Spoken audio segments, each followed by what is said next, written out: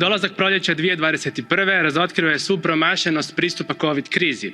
Broj slučajeva u svijetu opada, neovisno jeste li imali strože ili blaže mjere. Zašto se onda i dalje forsiraju lockdowni?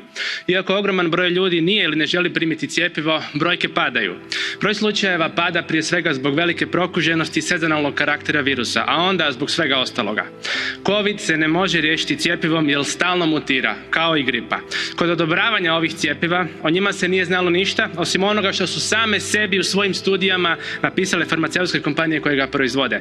Nije bilo nikakvih nezavisnih potvrda kakvog sveučilišta da su cjepiva doista sigurna i učinkovita. Zašto se unaprijed odbacuju vrhunski svjetski stručnjaci koji se zalažu za jeftine i učinkovite lijekove poput hidroksiklorokina i drugih? Zato što su kompanije izgradile nove kapacitete za po nekoliko milijardi cjepiva za COVID godišnje i sad to moraju prodati. Neke od njih sa dugom povijesti korupcije i desecima tisuća tužbi za druge svoje proizvode. Unatoč svemu ovome, oni govore o čemu? O trajnoj pandemiji. To im se ne smije dozvoliti. Molim predsjednicu komisije da poruči prijateljima iz Davosa da im to neće proći.